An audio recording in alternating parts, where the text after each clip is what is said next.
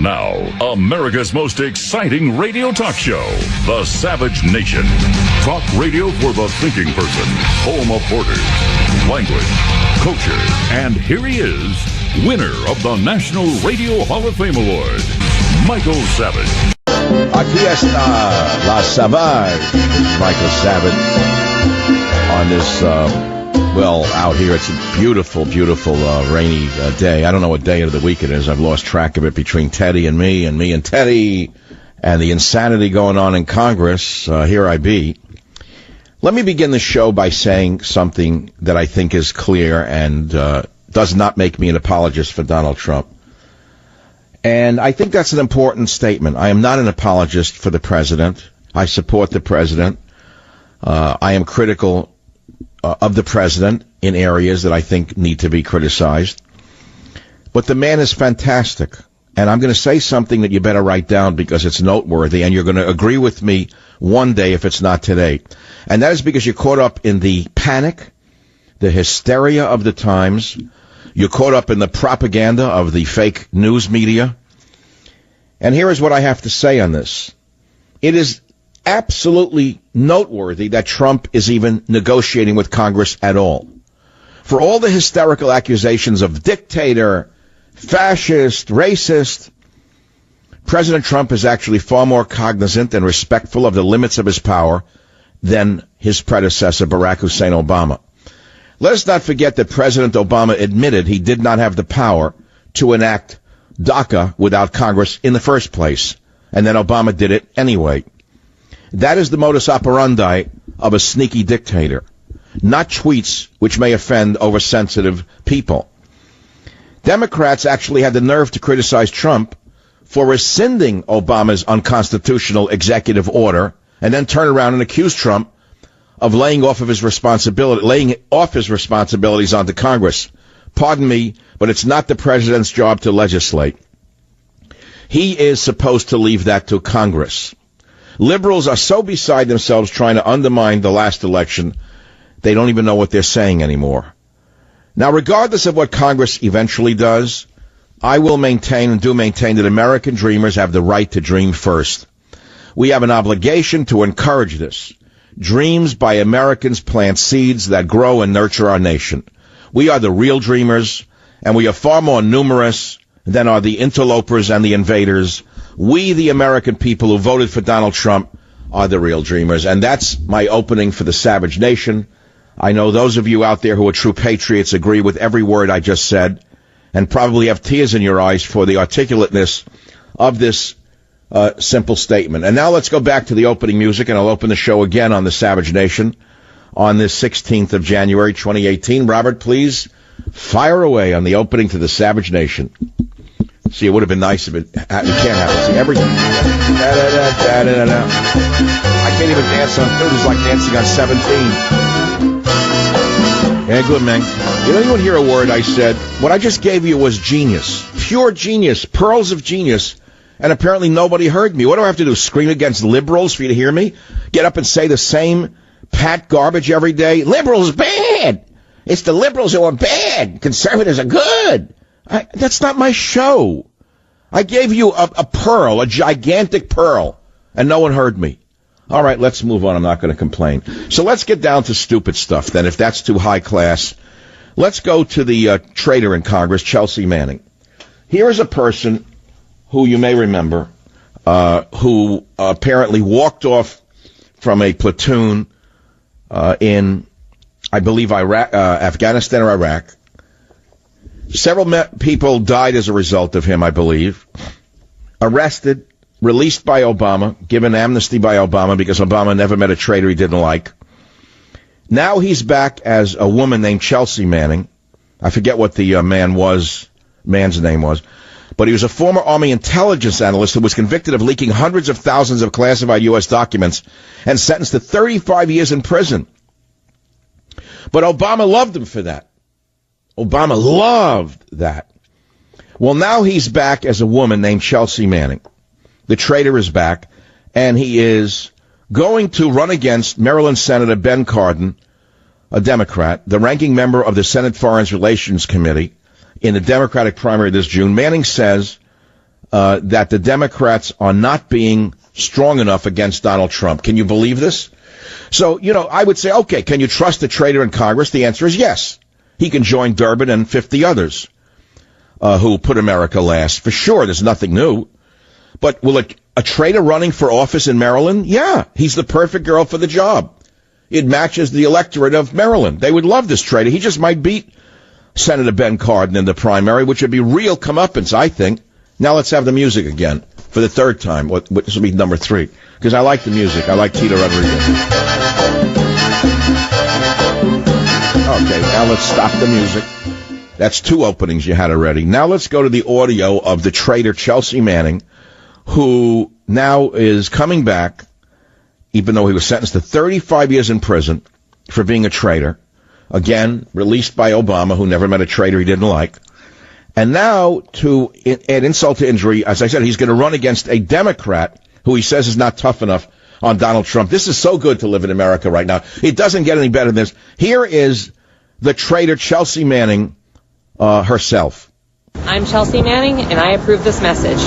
We live in trying times of fear, of suppression. You're so suppressed that you can run for office? We don't need more or better leaders. We need someone willing to fight. We need to stop asking them to give us our rights. Yeah. They won't support us. You're a real tough gal. They won't compromise. We need to stop expecting that our systems will somehow fix You're themselves. You're a real toughie, Bashoon. We need to actually take the reins of power from them. We need to challenge them at every level. We need to fix this. Just what the world needs. We don't need them anymore. No. We can do better. Yeah. You're damn right we got this. This is what America has come down to, that a traitor sentenced to 35 years in prison, a traitor sentenced to 35 years in prison is running for office in the United States of America. No doubt CNN will back him. No doubt MSNBC is already getting nightmarish tingles up their legs at the thought of him running, or her running, excuse me. I don't mean to be insulting. The images, by the way, are young men marching with tiki torches. So he wants, or she wants to lead a fascist movement in America. What a time we are living in. I'm not going to ask you anything because there's nothing you can add to a statement like that. I will give you the phone number, 855-400-7282, 855-400-SAVAGE. You've gotten 2 openings now for the price of 1, with 3 music openings for the price of 1. And now we go to michaelsavage.com, home of the Savage Nation, Borders, Language, and Culture. And I'll read you some of my headline stories. Teddy has cancer. I'm not going to talk about it again. He's doing better. He has not had surgery, but Friday he has his surgery. But I got his pain under control with some meds. Thank God for modern medicine. No hippy-dippy doodah works for that stuff. So because of medication, Teddy's doing just much better. We had a wonderful night together.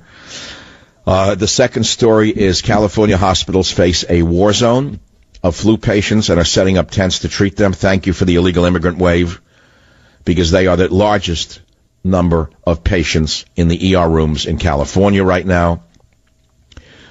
Savage, knee-jerk liberal media hypocrites in Haiti. Great article. I highly recommend you read it. Steve Bannon testifies for Russia probe. We don't know what it's about, Okay, we don't know what he said. And then we have the face of a Haitian woman with hate on her face screaming at an MLK rally yesterday in New York. And she's so hateful that I couldn't help but putting her up as the poster girl for hate. But my headline is the face of love at an MLK rally. I mean, if this is the face of love, I hate to see the face of hate. But there it is, if you'd like to see the face of love at the MLK rally. Could you imagine what went on in this country yesterday under the guise of civil rights? Schumer to Trump. Schumer goes on a stupid comedy show, and he says, prove you're not a racist, give him the amnesty. I've said this to Donald Trump and his people, and I'm going to say it publicly, and I hope you hear me. Schumer's primary donors are Wall Street banks. Nothing wrong with that. Nothing illegal about Wall Street banks. How do you let these hypocrites and phonies get away with it? If I were advising Donald Trump, I would publish a list of all of Schumer's donors. I would do the same with Nancy Pelosi, who pretends she's poor when she's one of the richest women in Congress. Maybe then people will come to understand it's all a lie. Meanwhile, the police continue to be killed. 4 South Carolina cops shot after a domestic violence call. I speak to police who tell me the most dangerous of all calls are domestic violence calls. And I'm thinking that maybe, just maybe, there should be a revision of the protocols of domestic violence calls, because too many cops are being set up to be shot on these calls. North Korea might be able to nuke the U.S. homeland right now, says a security expert. That's a horrible, chilling thought, and I have said for a while we should EMP blast that psychopathic piece of garbage before he hits us. What kind of country are we that was sitting here waiting for him to strike us either with an EMP blast or launch an unaimed, let's say, not accurately aimed ICBM at the United States of America? Why should we sit here quaking in our boots when we have the power to destroy this man before he hurts us? I don't understand this country anymore. We're going to sit and worry about Wolf Blitzer or Jake Tapper? You're putting our national security in the hands of these cowards? Army Pooch from New York, who saved many lives in World War II, honored for valor. Beautiful story of a gigantic timber shepherd mix. What a beautiful dog this is. He was a mutt, and he was from Westchester County, who actually served troops in World War II, and he finally got his day in glory. Chips, a U.S. Army Pooch, was posthumously awarded Britain's highest honor for animal bravery on Monday. This was from the Daily News. The German Shepherd Collie Husky mix was given the Dickin Medal for his fearless and life-saving actions during a 1943 beach landing on Sicily. As the Allied soldiers came to ground in Sicily, the courageous dog dashed into a defense turret manned by an Italian wielding a machine gun, ready to cut the Army troops down. He grabbed the Italian by the neck and relieved him of the machine gun, and after throwing the Italian machine gun into the ground, the dog took the machine gun and threw it off its stand. Can you imagine this? Can you imagine this? If he ran for office, I'd vote for him over Chelsea Manning. This is the Savage Nation. I'll be right back. Join the Savage Nation. Call now, 855-400-SAVAGE, 855-400-7282. Savage. The Savage Nation is sponsored by Swiss America, the only company I trust with my financial future. Call 800-289-2646 or SwissAmerica.com. Thank you for listening to the show on Really Big Something Channel.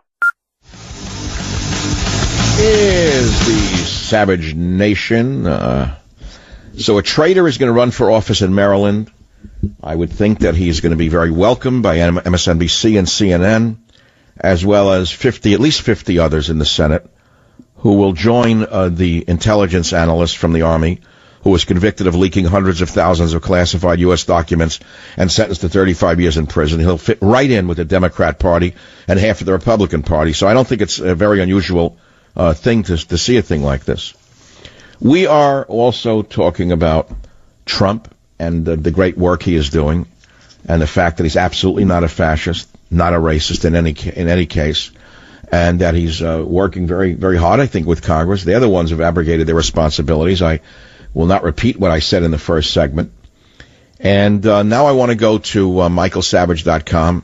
Oh, I did it already. I did the website. No one called on the other story. So let's just take a caller or two. How's that? David, out of New York City, WABC Line 7. Go ahead, please. What's on your mind? Yeah, Michael, I just wanted to say 100%. I agree with you. He's not a fascist, not a racist. He's an opportunist. I mean, I'm Jewish, and I remember during the race when he said he had that tweet with the Jewish star, and we were talking to AIPAC, and he said, "Oh, you like my money." Sometimes when he lashes out with whatever in front of him. Sorry, you mixed me up. What does Jewish have to do with Donald Trump? I don't. No. What I mean is that he said a slur towards Jews. I remember during. What slur? What is it? If he sneezed and went hot Jew, you thought he said a Jew? Michael, If you're standing in a bakery line and a guy goes hot Jew, what do you call the ACLU? No, Michael. I mean, he said a few things here and there, but I don't feel his daughter converted to Judaism. It's not racist. I agree. His grandchildren are Jewish. I got his son-in-law Jared Kushner is an Orthodox Jew. Stop with the oversensitivity already with the Jews and slurs. He never slurred Jews. Michael, you're not listening to me. I'm saying he is not a racist. He says a line here or there. He says a tough line, and he speaks hard and tough, and it's not racism. It's opportunistic. It's opportunistic attack when he lashes out whenever he's attacked, and it's an opportunistic. Have you, in your lifetime, ever seen a president in the United States who could not be called or be defined by the term opportunist? No, I don't mean it in a bad way. I mean, is Charles Schumer an opportunist? Would you say he's an opportunist? No, I don't think he's an opportunist. I mean, maybe to further, he's an ideologue in a bad way. I mean, but wait, how do you differentiate? Since you want to start split, hold it. I love that you're a Talmudic scholar. Let's separate and distinguish between an opportunist and an ideologue. Explain the difference. I think that Schumer very, very often is more motivated by his ideology than he is. And you don't think he's appealing to his constituency in New York, which is largely illegal immigrant? What? What's something you got deaf? You got wax in your ears all of a sudden? No, I just didn't hear you. Don't give me a what job. You heard me. Look, stop with the oversensitivity. Learn what real, tough evil is. Join the Savage Nation. Call now, 855-400-SAVAGE, 855-400-7282. Savage.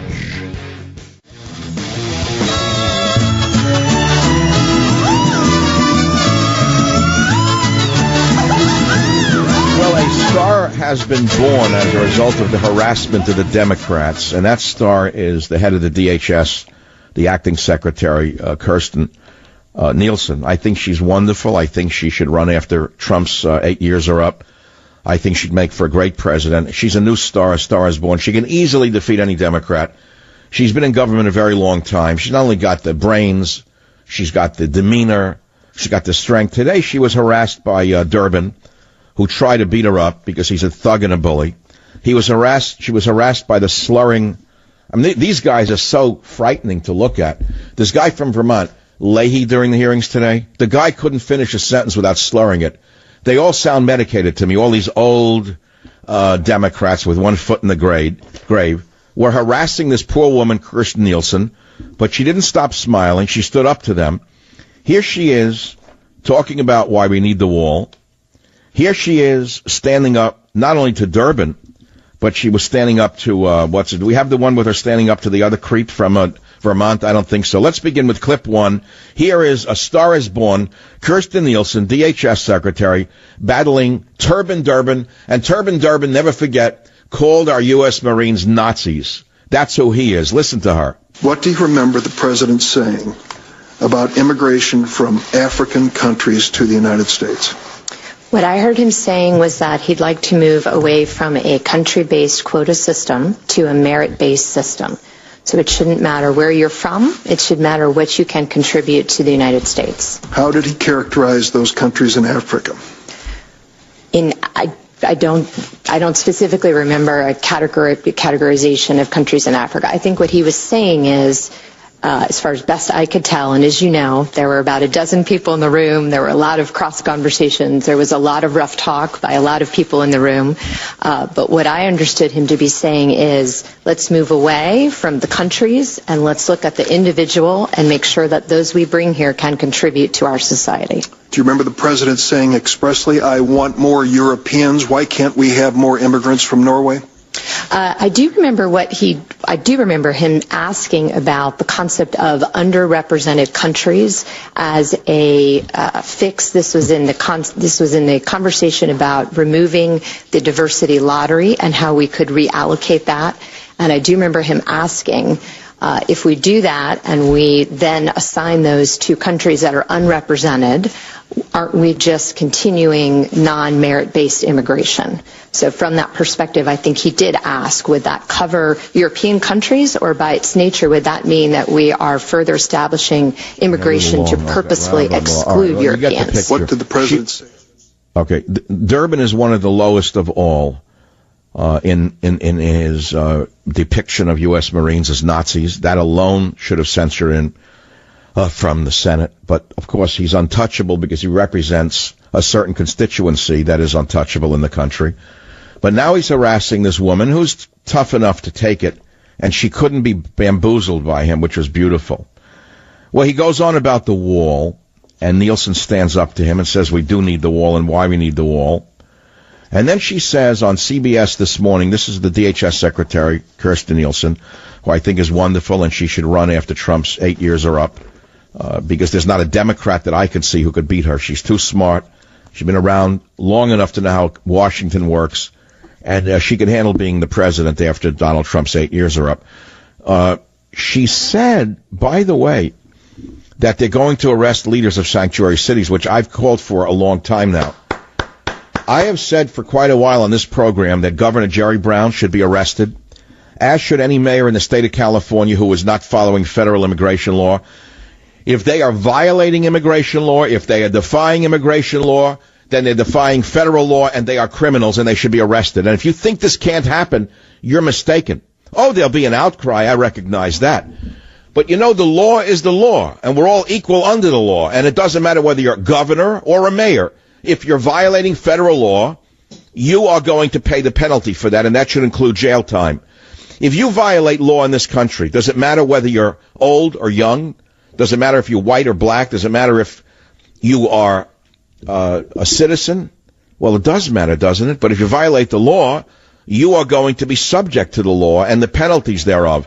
And that means that governors or mayors of cities that do not follow federal immigration law, who are in violation of the law, should be subject to the penalties of the law, which means immediate arrest, fingerprinting, taken to jail, and then a trial. That is what has to happen. If that is what has to happen, that will happen in this country. Trump is tough enough to take on these people who've gotten away with virtual law-breaking all of these years without any consequences. Well, the world has changed. You know, I heard an interchange today that really said it in a more articulate way. It was a gentleman from The Hill magazine. I forget his name. I wish I had caught it. He said Donald Trump was elected to be a disruptor, not to represent the status quo. That about summarizes it all. He's a disruptor. He's not supposed to go along and get along. He is supposed to disrupt this corrupt swamp. He is supposed to disrupt the Durbins and the Schumers and the Pelosi's who've gotten away with their shenanigans all of these years without any consequences and without any challenge. So therefore, he is our disruptor, and we the people elected him to be a disruptor and to overtake these other folks who have usurped our citizenship and usurped our nation by destroying our borders, language, and culture. It's that simple. That's how I see it. So we read that DHS is preparing to arrest leaders of sanctuary cities on the top of the Drudge Report, which is great. And we'll see where that goes. Phone number, 855-400-7282. Rob on KSFO. Line 5, you're on the Savage Nation. Thank you, Dr. Savage, for taking my call. Listen, we all know that this whole argument, it has nothing to do with racism. I mean, Durbin himself said it on that talk show. Basically, sign the legislation that we want, and prove you're not a racist. I mean, what more does Trump have to do? He's got the lowest African American unemployment in the world ever, or in our history. The family of Martin Luther King was in the White House singing his praises just a few days ago, and the whole conversation is, it doesn't matter. He's racist no matter what he does. He's racist. Like, what? And he's got awards from Jesse Jackson and all other. Well, I wouldn't even mention the name Jesse Jackson and the word award in the same breath. I know you're referring to an old award. Let me put it this way: if Donald Trump came up with a statement next week and said we have found a cure for some rare cancers, owing to the fact that I escalated the research in this area last January, you know what the liberals would say? Why didn't you release the cure earlier? Exactly. Everything would be wrong, and obviously you didn't cure it. Here's the main question: Do you think that people, the average person out there, the average voter, is starting to look through the viciousness and the lies of the fake media and such? Do you think they're actually looking through it and seeing the truth?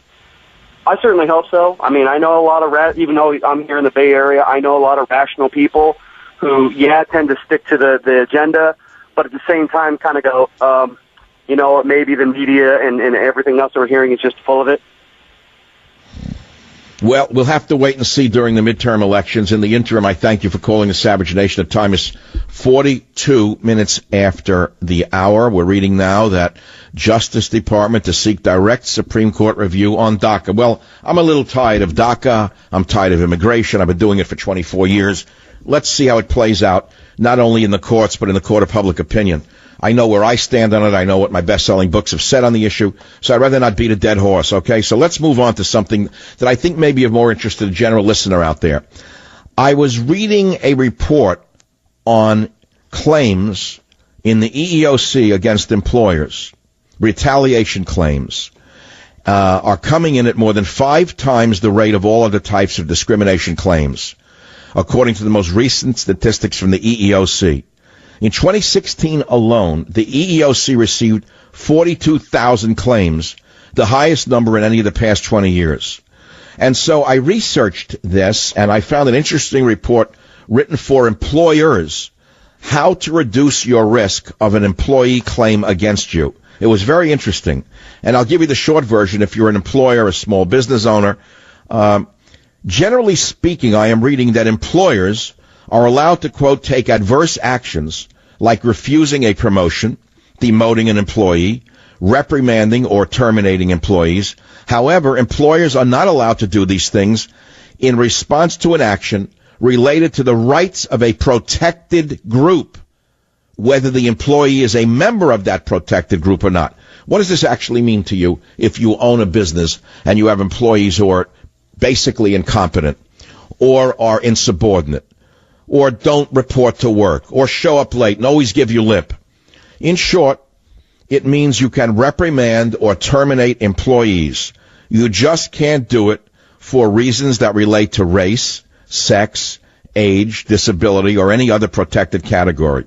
And so today I'd like to talk about that a little bit more, which is how you as an employer can reduce the risk of facing retaliation claims or the fines that come with them. And I'm going to give you the steps in mind as written by a very big employment agency. Would you like me to do that or not? If you want me to deal with it, I will. Otherwise, I'll move on to some other topics that I have introduced on the Savage Nation, such as, well, the ones I mentioned. Phone number is 855-400-7282.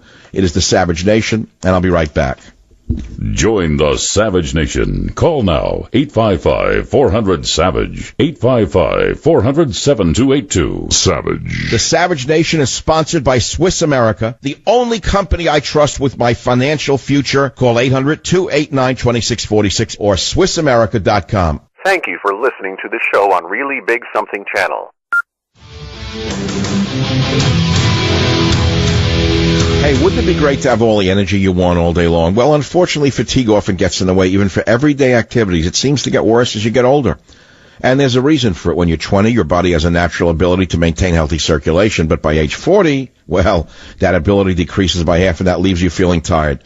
Well, what can you do to increase that youthful natural circulation and fight fatigue? I suggest drink Super Beets. Super Beets promotes the body's own natural ability to produce healthier circulation. For increased energy and stamina all day long, only Super Beets is made from beets grown to exacting standards, and then they are concentrated into superfood crystals. So if you want to increase your own natural energy, call 800-481-0504. I better read that again. 800-481-0504, or go to SavageLovesBeets.com. The number again, 800-481-0504. But you got to put an 800 in front of it, right? And with your first order, get another 30-day supply of Super Beets for free, plus indicator strips to show you how Super Beets is working for you, and free shipping. That's 800-481-0504, or go to SavageLovesBeets.com today. Chris on KKAT Radio Line 5, what's your gripe? What's on your mind? Well, Dr. Savage, I'm very proud to get a hold of you. It took me 11 years. One time I was incarcerated.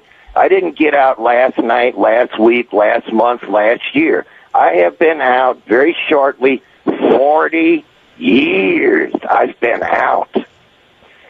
So, now I've worked. Out of what? Out of prison. And so what's the point of the call?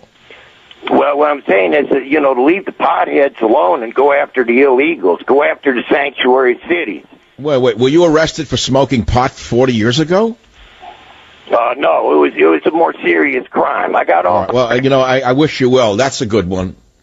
Maybe they can give you a memory pill. I don't know. Thanks, Jim. That was a nice throw. Nice pass off to a football that exploded in my hand. Well, let's all back up. Let's all take a deep breath. And let me just tell you a story. I like to watch History Channel. So one of the shows I was watching was about the battle for Okinawa, World War II. I wasn't there, so I'm not saying I was there. Don't get me wrong. So I see the guys, the U.S. soldiers who were fighting on the ridge. One guy was given a command, after most of his buddies were killed fighting the Japanese, who were fighting to the last man, to crawl ahead 100 yards over dead bodies, dead American body parts, dead American bodies, blood, guts, in the mud, in order to throw a smoke grenade into the enemy lines so that our Air Force could bomb the Japanese without killing our own troops. Well, he said, I was called upon to do it, so I did it. He said it was hell. I had to crawl over dead American bodies. And I had to crawl over body parts. Excuse me, sorry. He said, I did it. He said, any minute I expected to be shot because the machine gunners were on the other side, was shooting at him. The guy crawls through the mud, through the blood, through the body parts, throws a grenade, and miraculously crawls back, throws himself back into his foxhole, and then the American, I guess there were fighter planes came in from the ships, or wherever they were headquartered, and started to bomb the Japanese lines just to give the American troops a slight respite in the middle of this horrible battle. I don't think we understand what hardness is on any level, myself included. Do we really know what toughness is? Are we even able to understand what gruffness is compared to the real world? So Donald Trump said a word about a dirty hole in the ground in the third world. Big deal. How does that compare to MS-13 gang members dismembering people on Long Island? How does that compare to the abuse of our welfare system? How does that compare to any of the other insults that this country is taking from the illegal aliens who are running all over us and laughing at us as they sap the system and drain the treasury? You know, I've spent time in the third world, and I will tell you how they actually operate in areas where there is no central plumbing. For all of you sensitive snowflakes out there, there are actual holes in the ground that people use to relieve themselves. That is why they are referred to by a certain designated name that Donald Trump may or may not have used. That is what is used in place of central plumbing in these nations that Donald Trump was talking about. Do you understand what the word means? Do you understand what it means? It's not about the people. It is about the relative state of civilization in these countries. And the question is, what kind of immigrants do we need and do we want in America to make this great nation great again? You can't take in all people from all countries. That's a physical impossibility. Everybody knows that. And, you know, here's something very interesting. I have a woman who cleans my house from a Central American nation, a lovely woman I've known for 20 years. She's a legal immigrant. She voted for Donald Trump. She voted for Donald Trump. She despises illegal immigrants. She said they come here and do nothing. She said they take our jobs for less money. They pay no taxes. Do you know how many other Hispanic individuals in this country do not like illegal immigrants? You would think that Schumer and Durbin speak for all Hispanics. They do not. This is the Savage Nation. Wake up before it's too late. Join the Savage Nation. Call now, 855-400-SAVAGE, 855-400-7282. Savage. Thank you for listening to the show on Really Big Something Channel. So I'm a cat, and I just moved in with this new human, and she's got this little toy she's always playing with, all day long. Tap, tap, tap, tap, bloop, bloop. She can't put it down. There it is. Oh, and get this. She even talks to it. Last week she asked it for Chinese, and guess what? Egg rolls showed up. Like magic. Humans have cool toys. A person is the best thing to happen to a shelter pet. Be that person. Adopt. Brought to you by the Ad Council and the ShelterPetProject.org. So, you know, I'm a dog, and I'm kind of new to this family, but I've noticed a trend. My humans do this thing where they go around and get all my toys and hide them in this basket. But it's always the same basket, and it's always the same place, And then they act so surprised when I find them.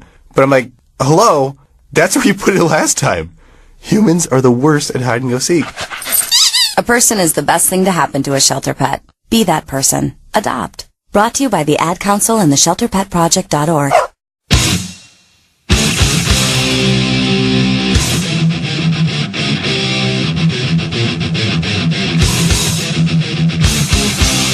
Warning. The Savage Nation contains adult language, adult content, psychological nudity. Listener discretion is advised. January 15th, 2018.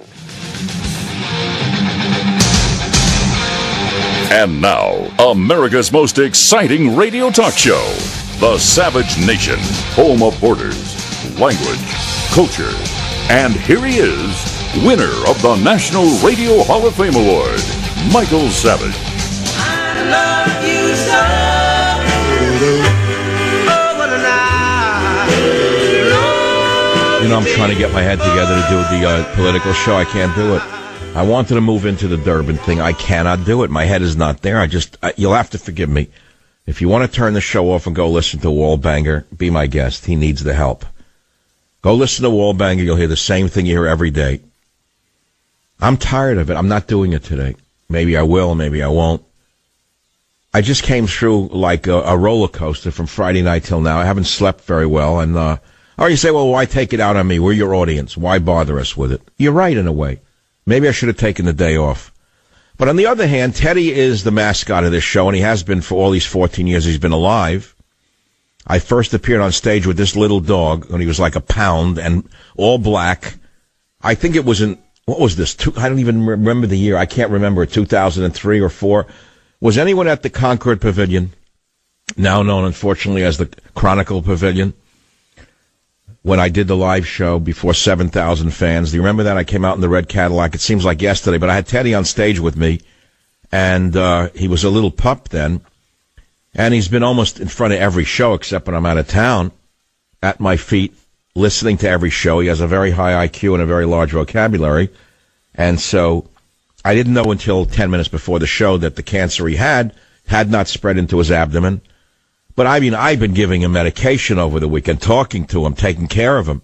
It's horrible to watch a dog tearing at himself because he doesn't know what to do.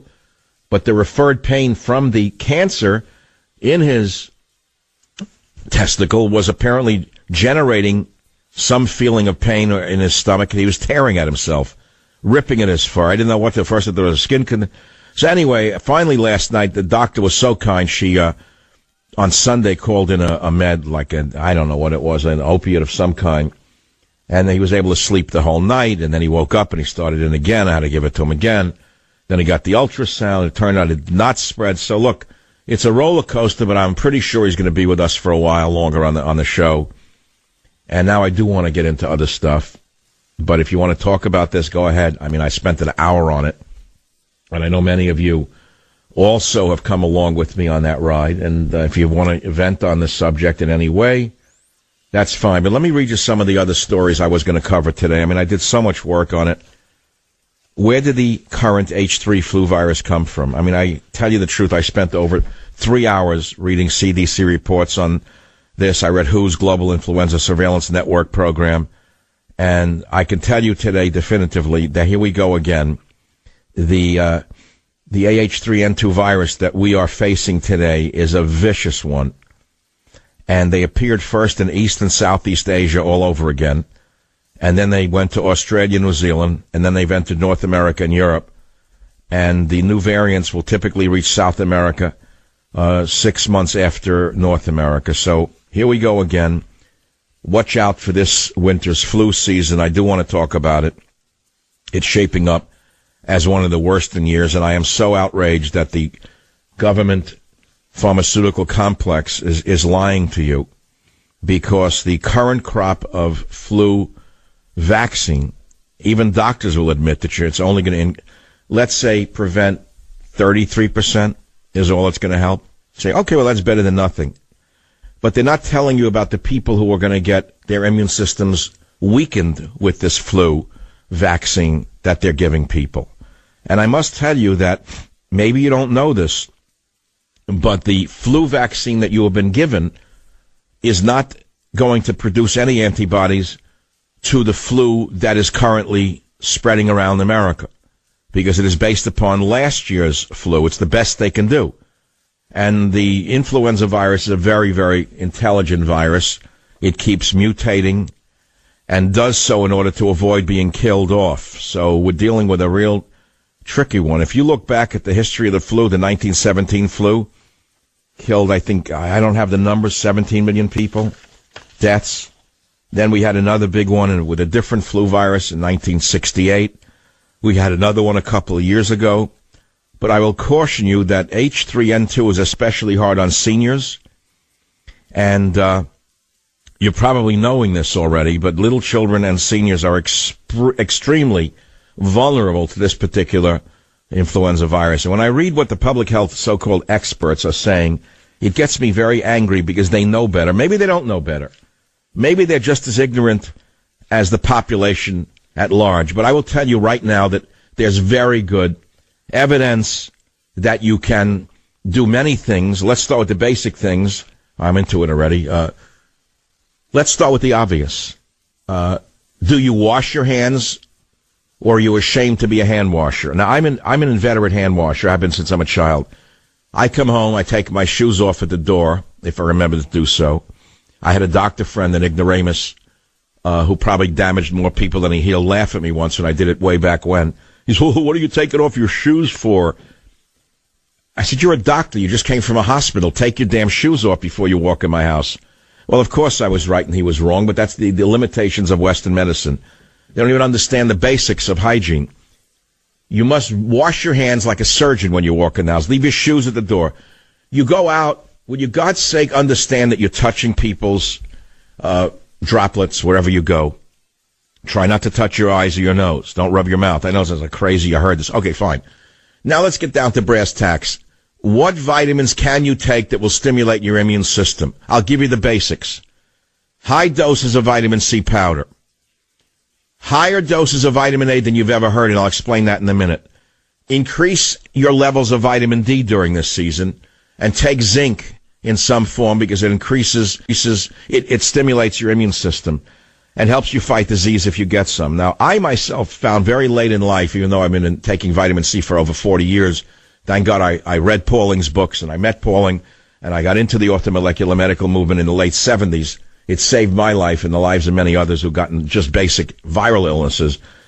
But only recently did I discover that mega doses of vitamin A also augment my immune system, probably because I was raised on cod liver oil when I was a little kid. My mother knew that much. It's funny, but they put me on cod liver oil and orange juice. I hated this stuff. But I was rich in vitamin A and vitamin D and probably got me through a lot of, infections that I didn't even know about. So I wanted to talk about that, and I just did. Now, here's a story related to that. I got this over the weekend from the Voice of Europe. African migrants bring untreatable form of TB to Europe. Hats off to Thomas Lifson of American Thinker for this one. He said, Michael, this is an update on your immigrants and epidemics. Experts at the University of Zurich in Switzerland discovered a multi-drug resistant form of TB in 8 refugees who came from the Horn of Africa. In a new official report, the Swiss laboratory mentioned several cases from 2016. These bacteria exhibited a new combination of resistance mutations against 4 different antibiotics that had never before been seen. The report says a laboratory in Germany also registered a case, quote, with the same pathogen. All cases were related to patients who had also come from either the Horn of Africa or Sudan. The pathogen was prevented from spreading further after the authorities took several preventative measures. Well, they don't say what those measures are. The best measure is don't let them in from Sudan or the Horn of Africa. The best measure is close the damn borders to sick people from the third world, which are hellholes, and Donald Trump's word is right. Why do you think we have borders? Why do you think every sane nation on earth had and have border controls? Why do you think your grandfather had to go through a screening at Ellis Island to make sure they were not bringing in pathogens that could infect the healthy population? Because your grandfather's generation was smarter than is yours. Don't tell me about your computer learning and your degrees from Cal State. You know nothing. Zero. You're an ignoramus. You know less than your grandfather does. You've lost your common sense, which means you have lost your survival value. According to the report, data indicates that the infection spread among migrants in a refugee camp in Libya. So, how many immigrants have come into America with pathogens that are now infecting the general population? Well, Obama brought in hundreds of thousands of women and children from Honduras in the last years of his reign of terror. Do you remember the train loads that were coming in? Do you remember the epidemic of the Zika virus that we had to live through? We had no Zika in this country until Obama brought Zika in. Obama was a demon. Obama was a devil. There was not one negative word about him in Hollywood. Not one word from the press about any of the demonic things he was doing to this country. And so he did bring in immigrants with diseases. I can mention one, Zika, but I can mention others. I can tell you right now that a sane nation would have strict border controls and certainly quarantine immigrants who are bringing in tuberculosis. Can we all agree on that? Or will that offend all you liberals? Why don't you go kiss a refugee who has TB? Go kiss one on the lips to show how PC you are. Do you people know how crazy you are? Well, anyway, there we go. Immigrants and epidemics are back in our face again. And where do you suppose we are going to be in a few years from now with the large numbers of refugees that were brought in by Obama from Central America who are unvaccinated? Tell me where we are today. And by the way, the ER rooms in California are overwhelmed and flooded with immigrants, here legally or illegally, mainly illegals, who are suffering from a violent form of the flu, which seems to proliferate in their immigrant communities for many reasons. Well, I'm running short of time. That's one of the topics I want to talk about. When I come back, I will play Dick Durbin's statement from 2005. I seem to be the only one in the media who has it. And I put it up on Twitter. I put it up on Facebook. I put it up on michaelsavage.com. I want you to spread it around because Dick Durbin, who's accusing Donald Trump of using those words, may be lying. And he is colluding with corrupt media against our revolution. Never forget that when they call Donald Trump a liar, they're calling you a liar. When they call Donald Trump a racist, they're calling you a racist, and I'm sick of it. I have never seen such mental illness amongst the left as I've seen now. I thought I saw it all, but I'm going to tell you right now, I sense that it has reached a limit. I don't think the average American can take any more of the lies of the left-wing media. I think that the average American has had quite enough of the big lie of hatred. Melania Trump, for example, one of the finest women I have ever met, tweeted a remark celebrating Martin Luther King Jr. Day. Do you know what the headline was on AOL, that stinking, rotten site? Do you know what they said? Did you see what they said? Melania Trump's tweet on Martin Luther King Jr. provokes backlash. Can you believe how sick they have become? And that is why I think millions of people in the middle have had enough of the rabid mad dogs on CNN and in Congress. Join the Savage Nation. Call now, 855-400-SAVAGE, 855-400-7282. Savage. The Savage Nation is sponsored by Swiss America, the only company I trust with my financial future. Call 800-289-2646 or SwissAmerica.com. Thank you for listening to the show on Really Big Something Channel.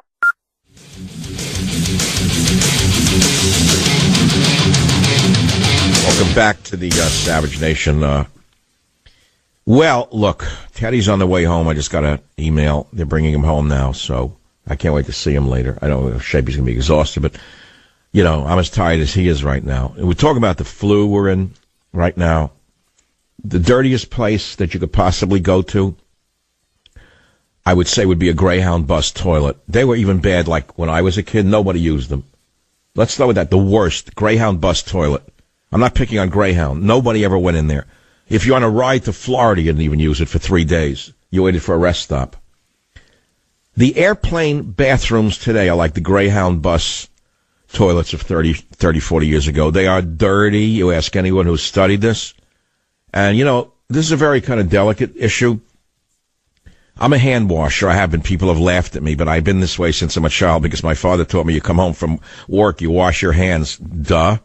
I don't know how people go to work. They go in a restaurant, they sit down, they don't go to a bathroom to wash their hand. How do they sit down and grab a piece of bread, for example? It's like animals. They don't even understand the basis of hygiene. So anyway, you go in an airplane bathroom as a man. I'm going to make it as delicate as I can, and it's a little funny in a crazy way. They have sprung-loaded the toilet seat in bathrooms to make sure they go back down. They go back slowly. Now, I want you to imagine, ladies, if you're a man and you're going in the bathroom to do number one on an airplane.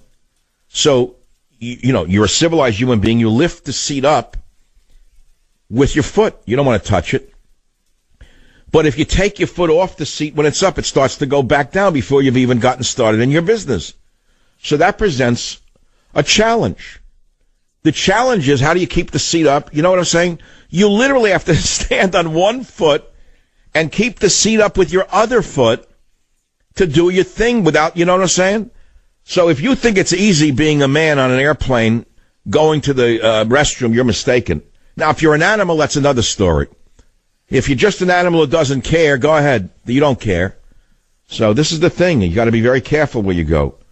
You wash your hand in the sink, then what do you do in your hands after you're through with the sink? Then you have to touch the water to turn it off after you wash your hands? Then what? You've just touched another area where there's pathogens. It's crazy, the whole thing. So, you know, I even go to a supermarket and I wear gloves like a lunatic. I become one of the crazy people. I use, like they have in every supermarket, you wipe the handle of the cart. I go a step further now, which is I wear gloves when I'm in the supermarket. It's nuts, but we're living through a crazy season. I'll tell you a funny story about a flu season. Back in the first bad flu that I know of, the 1917, and I wasn't alive then, believe it or not, there was a man I met many years later. I think his name was Remington, of the Remington Rand fortune. He was a young man, and he knew that there was a flu epidemic going on. He designed... I shouldn't even tell you. Maybe I should copy what he did in 1917 and make another fortune and give it to animal charities. Why should I tell you what he did? He told it to me when I was a young man. I met him when I was 18 years old. I was selling real estate somewhere. I ran into him. He was kind enough to tell me how he made his first fortune. No, I'm not going to tell you. You can look it up probably. I don't even know if it's in the literature, but it's an interesting fact. I'm going to donate all the money to an animal charity. In fact, I'm thinking of buying an animal clinic right now. I don't know. It's another story. Okay, when I come back, Turban Durbin saying U.S. Marines are Nazis. And you rely upon him? Sure you do. Join the Savage Nation. Call now, 855-400-SAVAGE. 855-400-7282. Savage. It is the 15th of January, 2018. I cannot believe it. 2018, the 15th of January. Wow. Wow, the January. Amazing. What a year this is going to be. Well, we're going to talk politics eventually today, tomorrow, and tomorrow, and tomorrow. Let's go to the callers, though, on the issue of my little dog Teddy, on the issues I've raised with regard to the influenza strain that we're living through, the migrants bringing untreatable forms of diseases to Europe that is being swept under the rug by the European Union, and, of course, by the demons in our own Congress who do not want to tell you about the dangers they are putting us in with their liberal doxies. Siobhan, KSFO, line 3, what's on your mind? Yes, you had given me a book and 2 free tickets to your show in Concord with Teddy in the Cadillac, and it was at the time where everybody was wearing a ribbon, a color ribbon for this, a color ribbon for that, and so that's when you had us wear... What year was that, Siobhan? Was it 04? What year was it? I think it's 03 or 04. Well, so Teddy was a puppy then, so let's say it was 03. No, well, that would make him 18. It must have been 04 because he's about 14. Okay. But that was the last live performance I've ever done. I've never done one. I'm doing one this Thursday in a closed setting for only 200 people. That's a different story. I'm not talking about an arena-sized event. I could do one today for 40,000 people, but I don't do them for a number of reasons. I may do one again, Siobhan. Here is the problem with people like myself going out into the public. The vermin on the left are so activated and so psychotic that all they've got to do is call in a bomb threat and they'll close the theater down. I don't want to empower them like that. I think that we need to have much tougher laws on fake bomb threats. I think that DHS needs to hunt down people who call in such threats and throw the book at them. because otherwise we are going to continue to lose our free speech. And as I've said many times on this program, a bird needs two wings to fly. And for too long, we've had only one wing, the left wing, with the right wing practically surgically removed from the good ship of state, the bird of state. But right now, the right wing is flapping, and the bird is starting to fly straight. And I don't want to see that right wing cauterized again by the likes of the psychotics on the left who invent stuff about Donald Trump and the rest of us. No, we are not deplorables. And no, Donald Trump is not a racist. The exact opposite is true. How's that? Now let's go on to the callers. KLIF, Andrew, line 9, go ahead, please. Oh, Dr. Savage, what an honor this is to speak with you, sir, and especially about your little buddy, Teddy.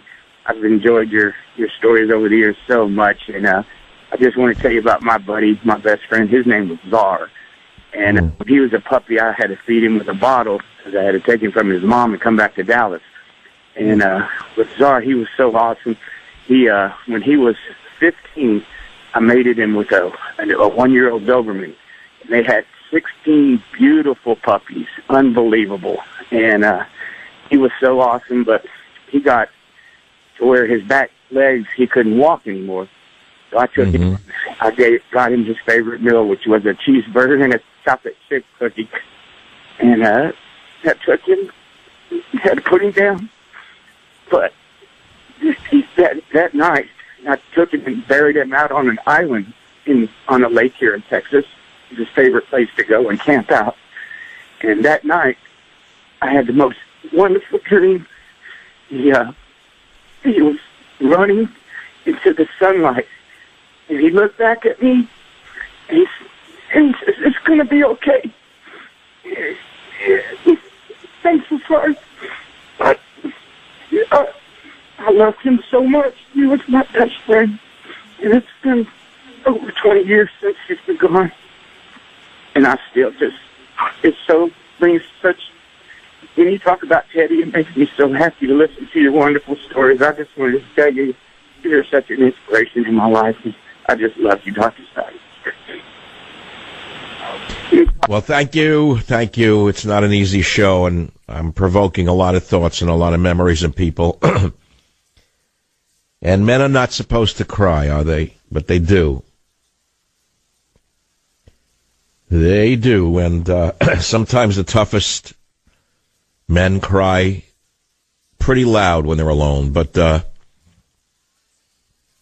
about the soldiers who face combat or come back, and their dog of war was killed, or the dog of war has lost a leg? Tell me about their emotions. So this is that kind of day for me, and he's on the way home right now. It's funny, my other dog, Snowy, came back to me last night in my dream as I was dealing with Teddy's pain and all that crap. She actually, I saw her in my head. You know, who really knows what it means? I just remember her. Did she appear?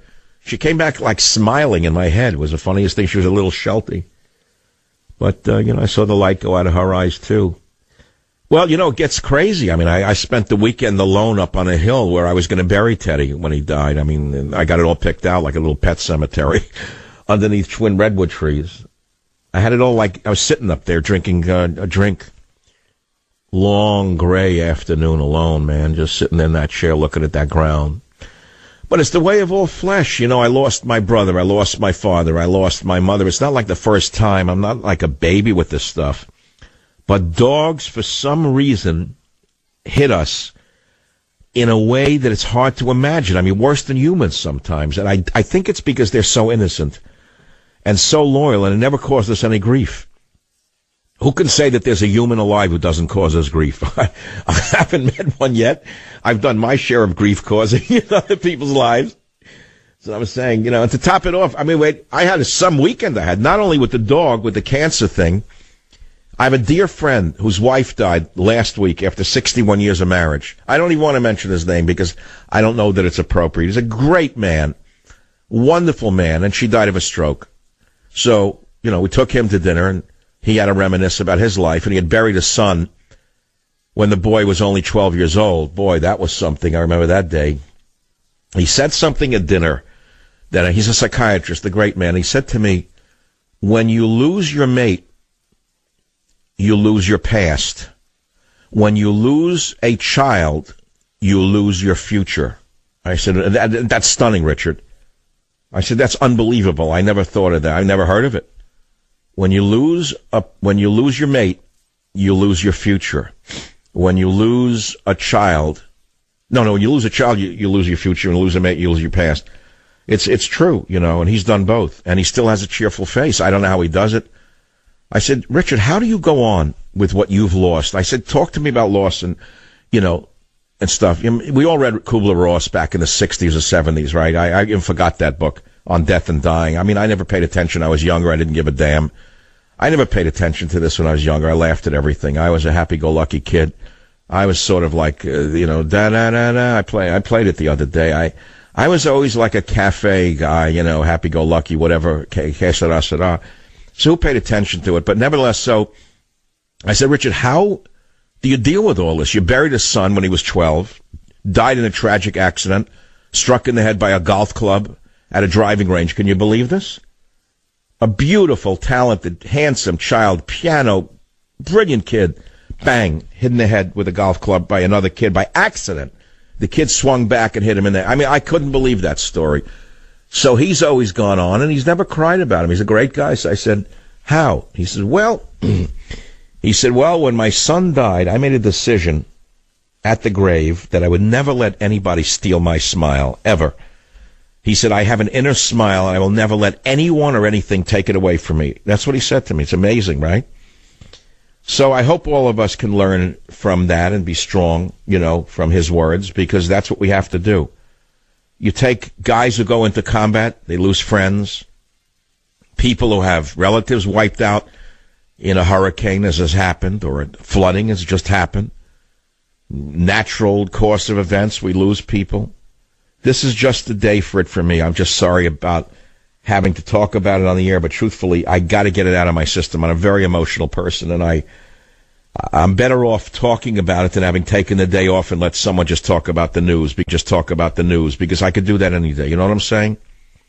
I hope you're not offended by it. I really hope you're not offended by it. Margaret on KSFO Line 1, welcome to the program. What is on your mind today? Oh, hi, Michael. I just wanted to tell you that my Pomeranian Jitters is 15. She's had cancer twice. Once when she was 13, she had a breast tumor. Didn't spread, didn't come back. Removed the breast, sewed her up, biopsy. Then she got cervical cancer because I hadn't spayed her yet. So you're saying Teddy will be fine. What, do I have another couple of years with the little guy? I have a few more years with the little scamp biting my feet underneath the radio desk? I would think so, because, I have seen Teddy, and you took excellent care of him. He was in such perfect condition. I think. Where'd you see Teddy? Where did you see him? Oh, you were out in one of your favorite places, outside by your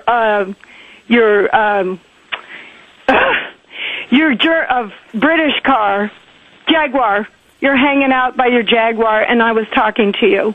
Oh, when I was driving my old car. Yeah, Teddy looks great in that little car. Margaret, bless you. Thanks for the call. 855-40728. Look, I don't want to switch to this, but I promised this to you for over an hour and a half. We're hearing lies about Donald Trump.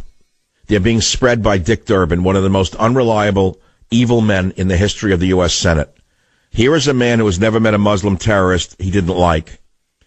I want to play something for you that should be widely disseminated, and I put it up on michaelsavage.com because he cannot take these words back.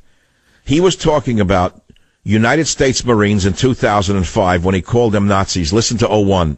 If I read this to you and didn't tell you that it was an FBI agent describing what Americans had done to prisoners in their control, you would most certainly believe this must have happened by Nazis, Soviets in their gulags, or some mad regime, Pol Pot or others, that had no concern for human beings.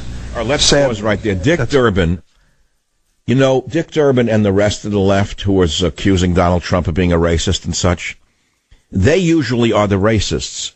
They are the true Stalinists. They are the ones who Pol Pot used to destroy the middle class. They are the very same people that they claim to hate.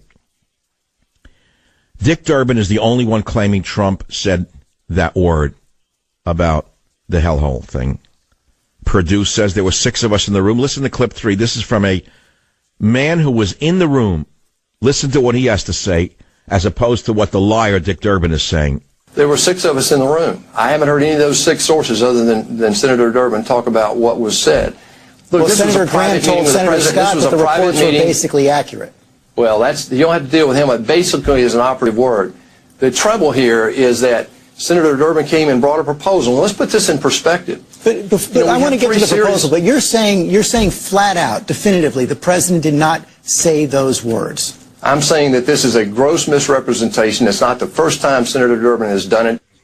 That's right. Senator Durbin called American Marines Nazis, as I just played for you.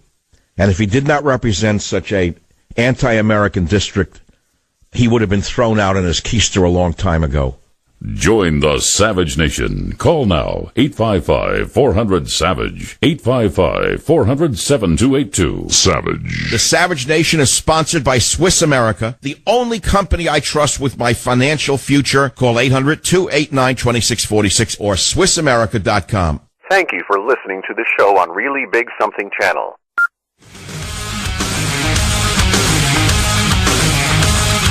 Here is something interesting for all you Savage listeners. Studies show that security systems deter burglars. We all know that. That's why we have them. Well, there's still a burglary every 8 seconds in America. Well, think about it. Why do burglars give up? Because they don't give up. They'll find houses that isn't protected. And that's why I'm telling you to secure your home. And I have the best system in the world to recommend. It's built by my smart buddies at Simply Safe, ridiculously smart people. And its sensors will protect every point of access to your home. If a burglar so much as tries to break in, an ear-shattering siren will let him know that the police are already on their way. Best of all, Simply Safe's 24/7 monitoring is just $14.99 a month, and they'll never lock you in a long-term contract. With Simply Safe, you'll even get a 60-day money-back guarantee. Really, there's no reason not to try it, is there? So go with the only home security I trust, Simply Safe. All you got to do is go to simplysafesavage.com. That's SIMPLI SafeSavage.com. SimplySafeSavage.com to simply be safe. Well, my friends, this is the Savage Nation. Let's go to the callers. Bob on KSFO line 2. Go ahead, please. Hello, doctor. Thank you for taking my call. And, you'd made a comment earlier about men crying, and I remember seeing an interview with General Schwarzkopf, and he specifically stated that he could not trust a man that couldn't cry. And I'm a Christian, and I believe our belief system is that Christ is God, and he came and he wept. And it was out of compassion, and a man that cannot cry out of compassion is not a man. I agree with you. I think that a full range of emotions includes having the capacity to quietly weep. It doesn't mean become one of these Republicans with pink ties who cries at the drop of a hat. We're talking about a man who maybe takes his pain in silence somewhere, if he can, and just lets it all out on his own. But unfortunately, I went over that line today, and I apologize to my audience if I was a little emotional. I don't think I didn't go too far, but I hear you, right? You're a man, doctor. You're a man. Thank you for your show. Well, I've tried to be. That's all we can do. My father sure did a job on me. He didn't want me to be too sensitive because he knows that sensitive people get thrown onto the third rail. He beat the sensitivity out of me mentally, psychologically. He just did. I'll tell you the way it was. He didn't let me cry. If I cried, he grabbed me and said, "Stop it. You're not a sissy. You're not a girl. Cut it out." So believe me, I know the other side of it too. He didn't want me, breaking down at a drop of a hat. You remember what was going on in this country with the Republicans every other day with a pink tie crying? It's an embarrassment. We don't want to live in a country like that. We all have a Viking in our soul somewhere, don't we? But that's not the same thing as saying you can't feel an emotion when it's appropriate either. So I think every religion, rather every culture teaches men to be tough and to, suck it up, so to speak, and deal with it. Every culture on earth, or otherwise the tribes wouldn't have lasted and the nation wouldn't last. So that's on the other spectrum. Join the Savage Nation. Call now, 855-400-SAVAGE, 855-400-7282. Savage. Thank you for listening to the show on Really Big Something Channel.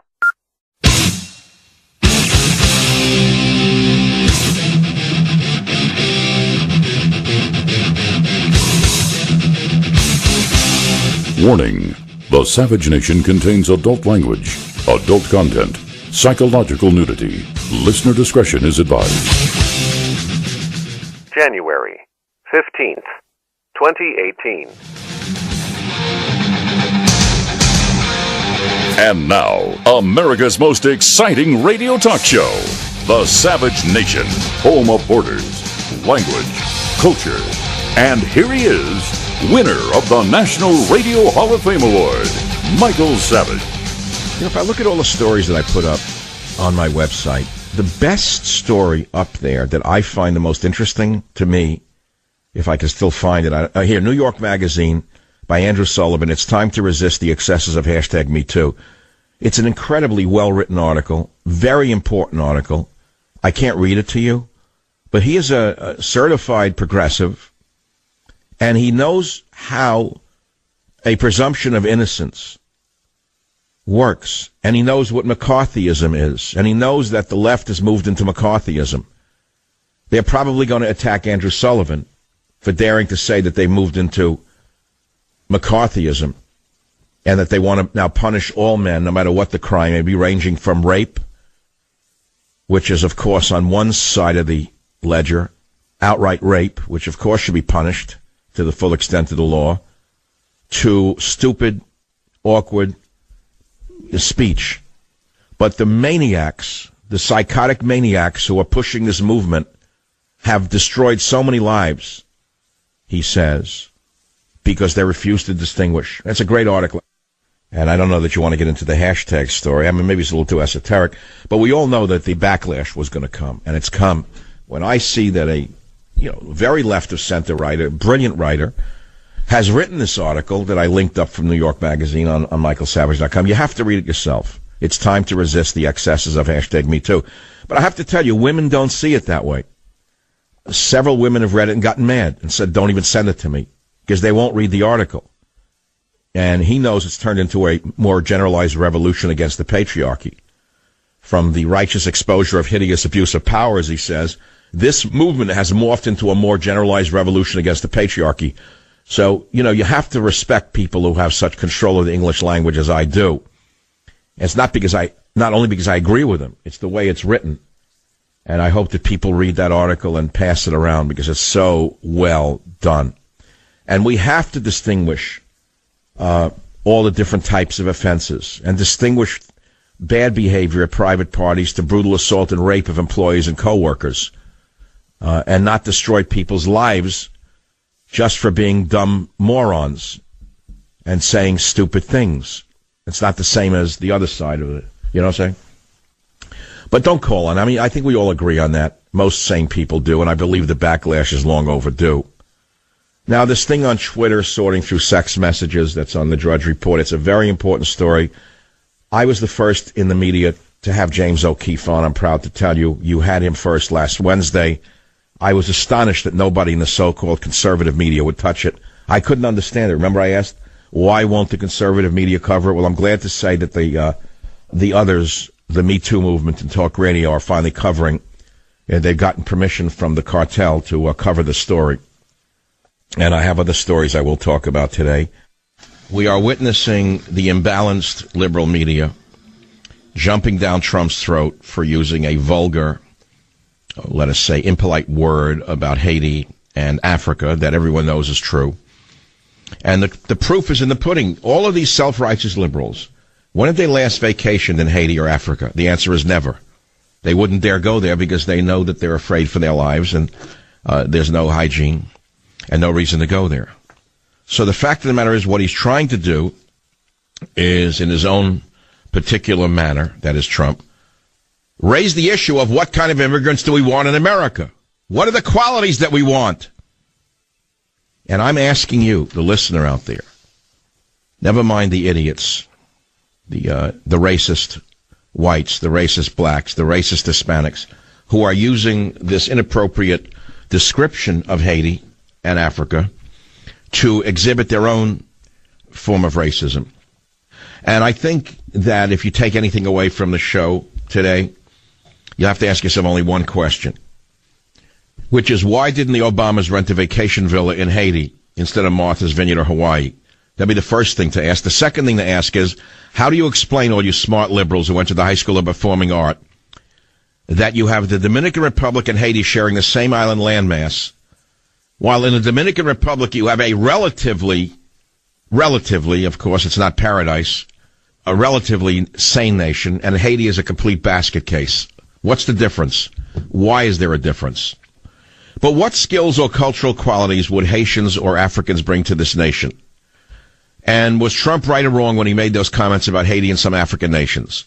Forget the vulgar language. He could have used different language. We understand that. But did he stumble upon a truth? Did he stumble on a truth in his most inartful way again, where the vermin in the media, the corrupt media, the race-baiting media, the amnesty-loving media, is suddenly righteously indignated in their mind, using the opportunity to use the S word over and over again, like little dirty children in a school, who are repeating it over and over and over again with glee. And that's, of course, they love using obscenity when they can, out of context, incidentally. This obscenity and dealing with excrement and excretory functions is known as a scatological issue. It's the you're looking at the scatological media now. The study of fecal excrement is also known as coprology, which is a term used in medicine, paleontology, or biology. I actually knew a man when I was studying anthropology who was studying the coprolites of ancient man. I couldn't get into it. I mean, he was a weirdo to begin with, a very bright guy. I think he became a huge, successful filmmaker by the same name. I don't remember him. It was so many years ago. But he had a box of coprolites in his house that he used to show me with glee. I didn't even know. I said, what are coprolites? It's maybe ancient fecal matter, desiccated ancient fecal matter, in which you can study an awful lot about the individuals, or of the animals at the time, incidentally, but I don't want to get into that right now. It's just the individuals on the animal farm media that we have today using this opportunity to continuously repeat the words racist, Ku Klux Klan, the dirty word over and over again. And who's doing it? Are these people so wonderfully clean themselves? Well, of course, we all know who they are, and the dividing line is great in this country, and it's a dividing line that is not getting smaller, it's getting wider, and it's not going to change very much. And on the other side, what you have are miscreants like Dick Durbin, who called our U.S. Marines during the Haditha massacre Nazis and fascists. I've never forgiven him for that. I never will. And then you have Nancy Pelosi, who I'm telling you, I'm a compassionate man. If you think I don't like her, you're wrong. I feel bad for her. A woman of this age who is obviously suffering some form of dementia. You don't have to be a neurologist to know that Nancy Pelosi is seriously suffering from dementia. Listen to clip 21. This is there's a reason I'm playing this. Listen to 21. We built that inspired by Dr. Martin Luther King when he said, inspired by Dr. King's call for fairness, opportunity, and equal opportunity and equal access to equality. It's really sad.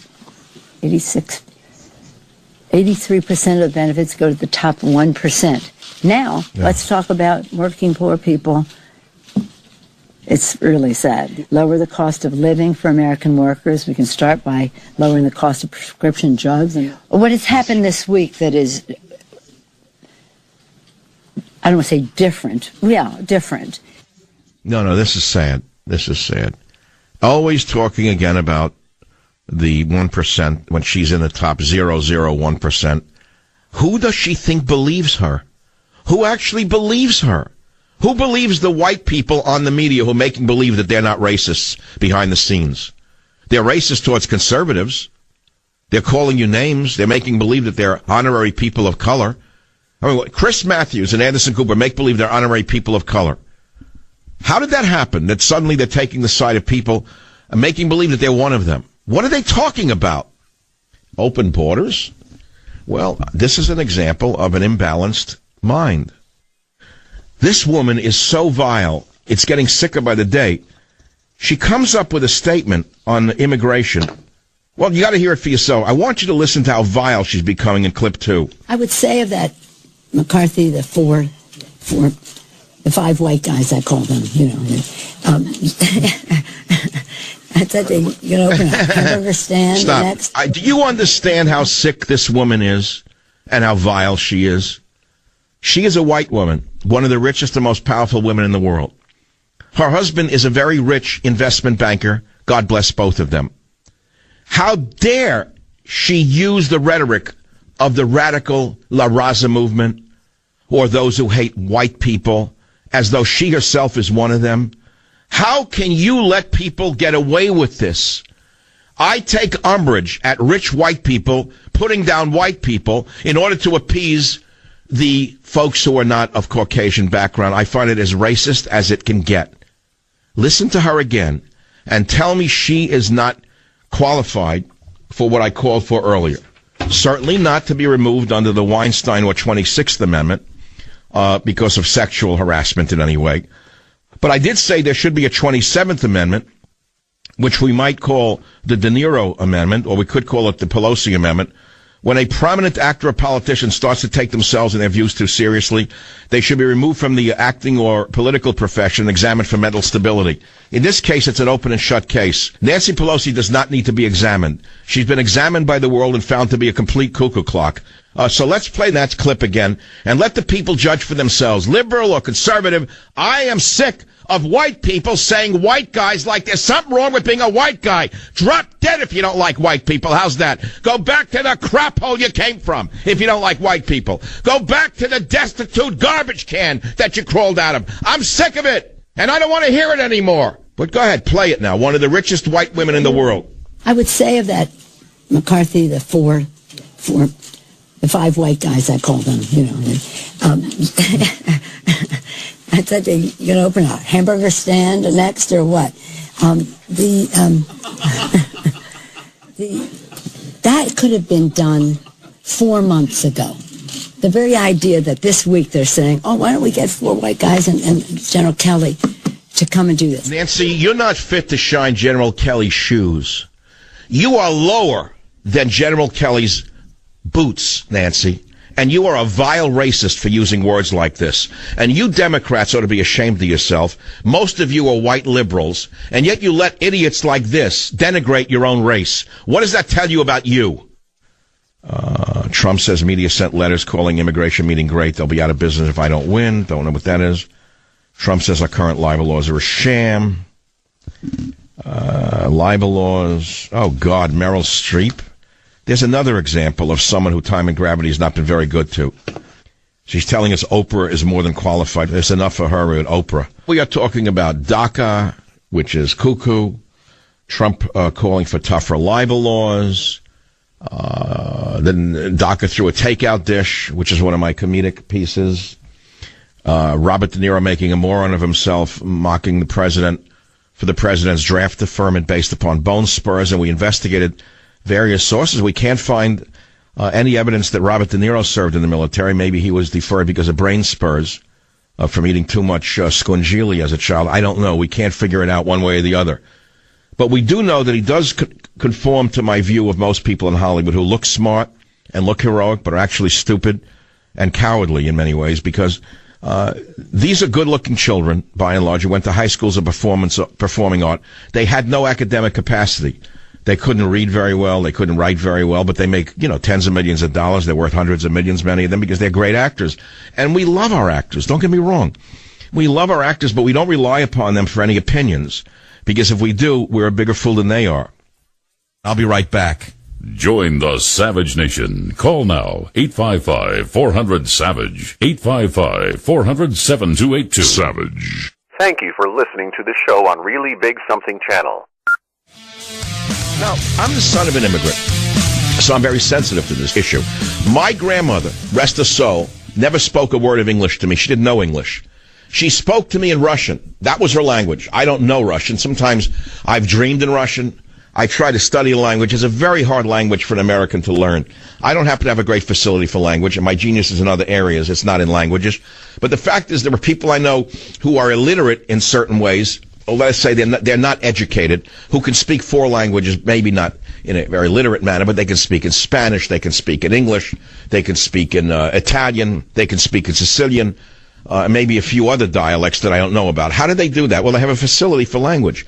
But the thing is, language is key to survival in a nation, whether you want to learn the language or not. If you're an immigrant in this country, the number one thing you've got to tell your children is drop the hatred, drop the chip on your shoulder, because it's going to imprison you the rest of your life. You can walk around hating the white man all you want. All it's going to do is make you into a slave. You will never climb out from your hatred and your resentment. You got to drop that chip on your shoulder and learn the language and go to school. That's the only way ahead in this country. Otherwise, you're going to be subjected to being a nothing the rest of your life. That's the truth. Everyone knows that. So again, I'm speaking from the point of view of being an immigrant who grew up in a home where English was not even spoken by my grandmother. She was an immigrant, legal of course, but she didn't speak the language. She couldn't learn it. She was too old at the time. I loved her very much. I can pick up by the tones. I picked up by the tones what she was saying to me. But okay, but she didn't know the language. It was too hard. So I have sympathy for people who come here, let's say, from these nations who can't speak the language, and I try to communicate with them.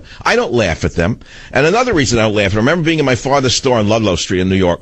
Oh, God, thousands of people would come through that store during the week. On the weekends, it was like a zoo. It was a market, an indoor market, 20 different stalls. So I met all kinds of people as a young guy, and I was very lucky to have done so. Every kind of person you can imagine. It was like Ringling Brothers, Barnum and Bailey. So without going through the litany, I wrote about it in one of my books in the antique store. I remember once, a man came in and was speaking in sort of half Spanish, half English. He couldn't speak English well. So when he left, I laughed at him. I was maybe 10 years old. My father grabbed me by the shoulder and he said, "Don't laugh at him." He said, "He speaks English better than you speak Spanish." Well, I turned red, and he was right. So I learned from that point on that no matter how a person may stumble in the English language, it doesn't mean I can speak their language better than they're speaking my language. So it humbled me, and I understand that. I do my best to maintain that mentality. But that doesn't mean that people who come here legally or illegally should vote in my country in a foreign language. They should not. And the reason is quite simple, because they don't even understand what they're voting for. They're just voting like a machine voter in the old system that I told you about, the Tammany Hall machine in New York, which ruled that city for over 100 years. And the fact is that we now have a Tammany Hall-style political system in New York State. We have a Tammany Hall-style political system in California run by Jerry Brown and that group of goons. There's a one-party system, which means it's a dictatorship. There's no newspaper opposition. Newspapers have a job. Savage. Let me read you some of the other stories I was going to cover today. I mean, I did so much work on it. Where did the current H3 flu virus come from? I mean, I tell you the truth, I spent over 3 hours reading CDC reports on this. I read WHO's Global Influenza Surveillance Network program, and I can tell you today definitively that here we go again. The AH3N2 virus that we are facing today is a vicious one. And they appeared first in East and Southeast Asia all over again. And then they went to Australia, New Zealand, and then they've entered North America and Europe. And the new variants will typically reach South America 6 months after North America. So here we go again. Watch out for this winter's flu season. I do want to talk about it. It's shaping up as one of the worst in years, and I am so outraged that the government pharmaceutical complex is lying to you, because the current crop of flu vaccine, even doctors will admit that it's only going to, let's say, prevent 33% is all it's going to help. Say, okay, well, that's better than nothing. But they're not telling you about the people who are going to get their immune systems weakened with this flu vaccine that they're giving people. And I must tell you that maybe you don't know this, but the flu vaccine that you have been given is not going to produce any antibodies to the flu that is currently spreading around America, because it is based upon last year's flu. It's the best they can do. And the influenza virus is a very, very intelligent virus. It keeps mutating and does so in order to avoid being killed off. So we're dealing with a real tricky one. If you look back at the history of the flu, the 1917 flu, killed, I think, I don't have the numbers, 17 million people, deaths. Then we had another big one with a different flu virus in 1968. We had another one a couple of years ago. But I will caution you that H3N2 is especially hard on seniors. And you're probably knowing this already, but little children and seniors are extremely vulnerable to this particular influenza virus. And when I read what the public health so-called experts are saying, it gets me very angry because they know better. Maybe they don't know better. Maybe they're just as ignorant as the population at large. But I will tell you right now that there's very good evidence that you can do many things. Let's start with the basic things.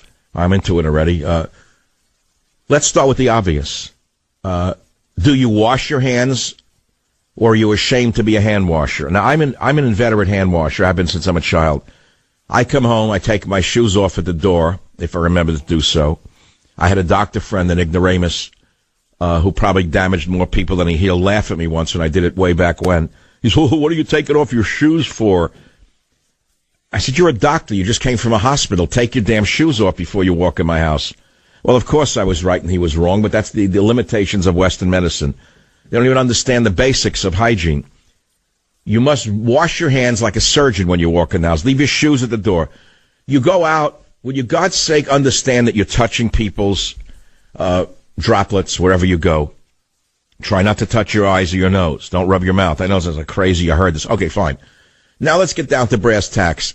What vitamins can you take that will stimulate your immune system? I'll give you the basics. High doses of vitamin C powder. Higher doses of vitamin A than you've ever heard, and I'll explain that in a minute. Increase your levels of vitamin D during this season, and take zinc in some form because it increases, it stimulates your immune system and helps you fight disease if you get some. Now, I myself found very late in life, even though I've been taking vitamin C for over 40 years, thank God I read Pauling's books, and I met Pauling, and I got into the orthomolecular medical movement in the late 70s. It saved my life and the lives of many others who've gotten just basic viral illnesses. But only recently did I discover that mega doses of vitamin A also augment my immune system, probably because I was raised on cod liver oil when I was a little kid. My mother knew that much. It's funny, but they put me on cod liver oil and orange juice. I hated this stuff. But I was rich in vitamin A and vitamin D and probably got me through a lot of, infections that I didn't even know about. So I wanted to talk about that, and I just did. Now, here's a story related to that. I got this over the weekend from the Voice of Europe. African migrants bring untreatable form of TB to Europe. Hats off to Thomas Lifson of American Thinker for this one. He said, Michael, this is an update on your immigrants and epidemics. Experts at the University of Zurich in Switzerland discovered a multi-drug resistant form of TB in 8 refugees who came from the Horn of Africa. In a new official report, the Swiss laboratory mentioned several cases from 2016.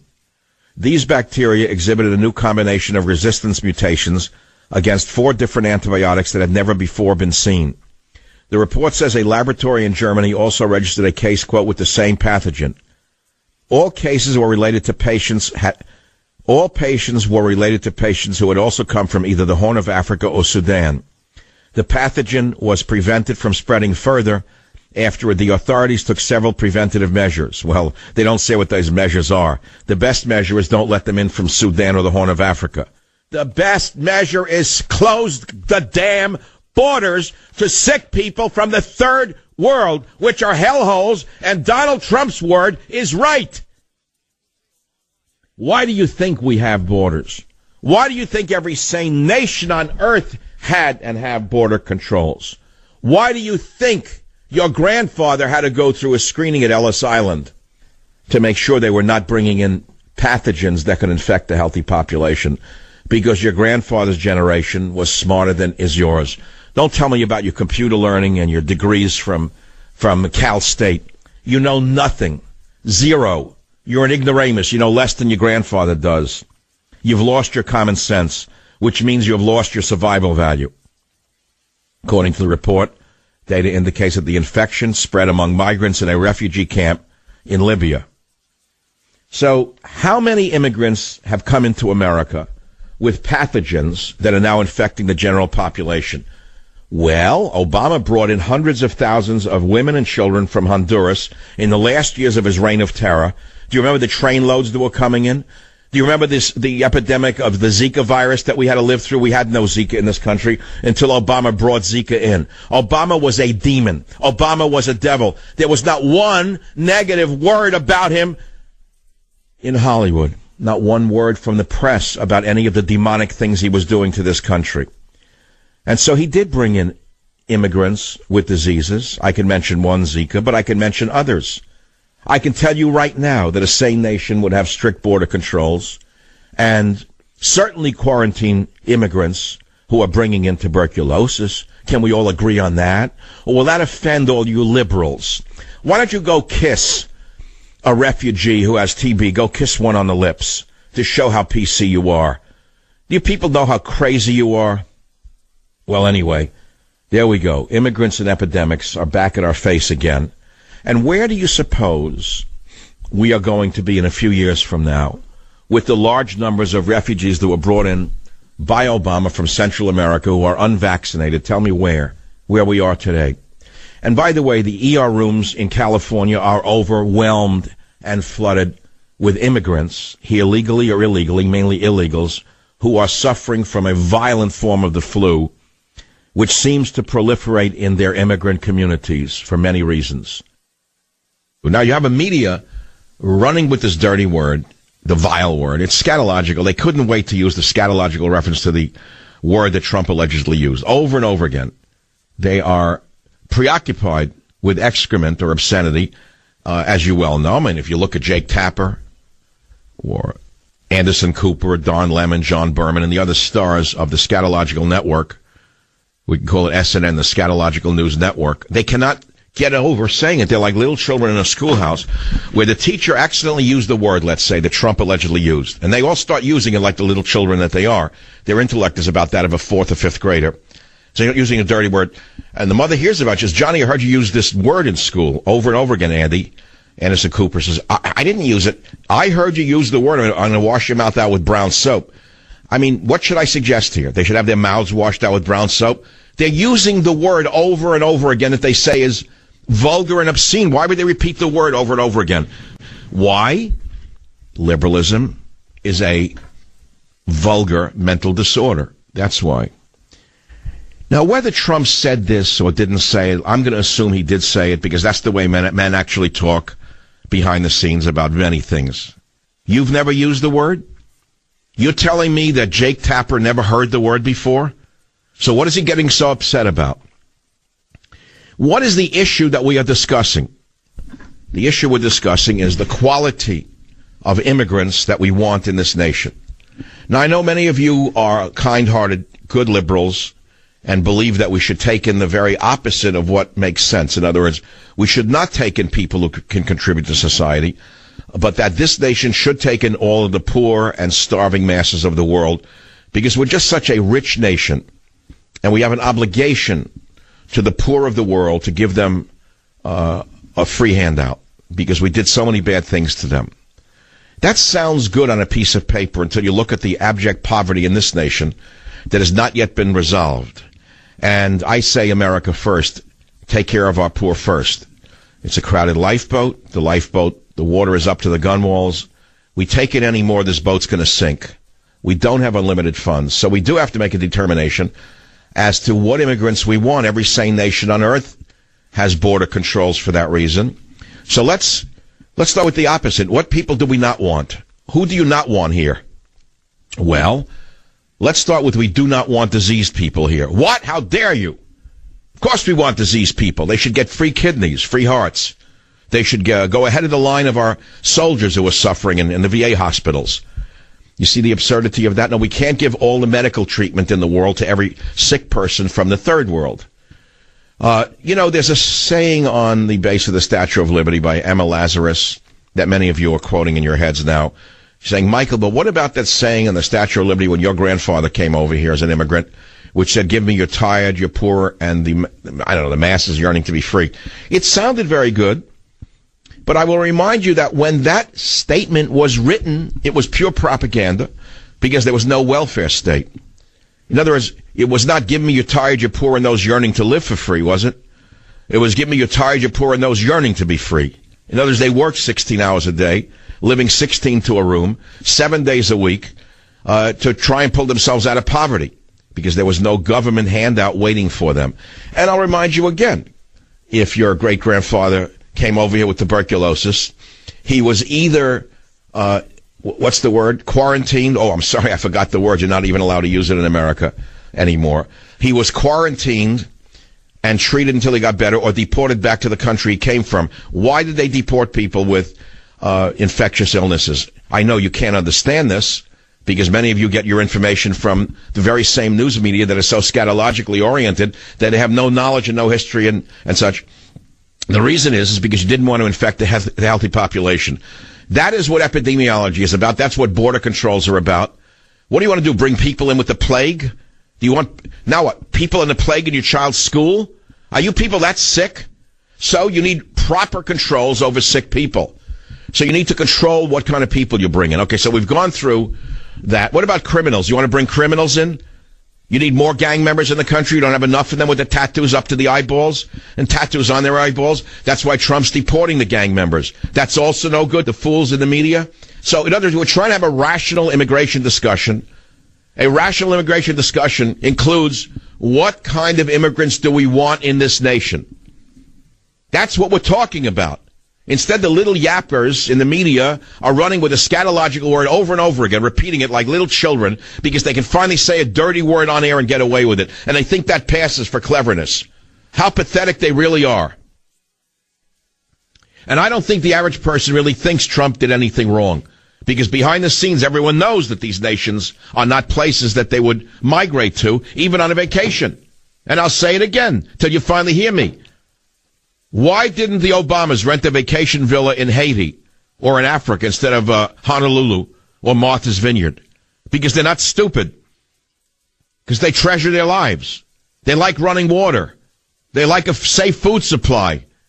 That's why they went to Honolulu or Martha's Vineyard with all the other good liberals. That's why they didn't vacation in Port-au-Prince, you idiots, you. And the day that Jake Tapper and his buddy Anderson Cooper and Pill Griffin take up my offer, I will raise money for them to spend 2 straight weeks in Haiti at our expense.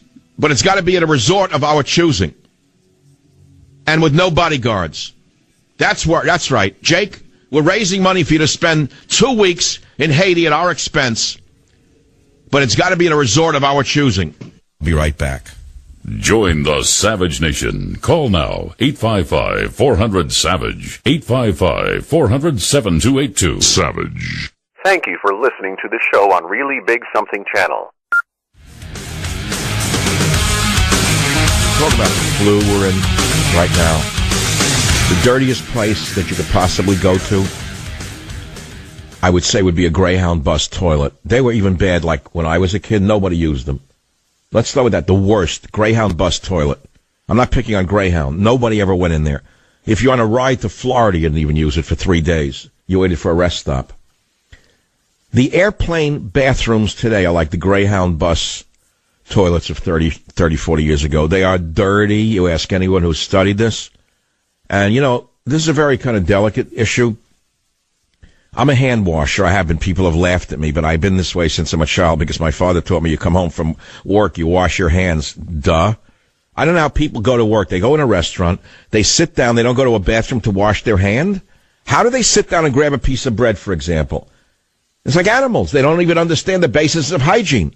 So anyway, you go in an airplane bathroom as a man. I'm going to make it as delicate as I can, and it's a little funny in a crazy way.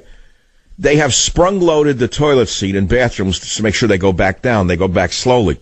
Now, I want you to imagine, ladies, if you're a man and you're going in the bathroom to do number one on an airplane.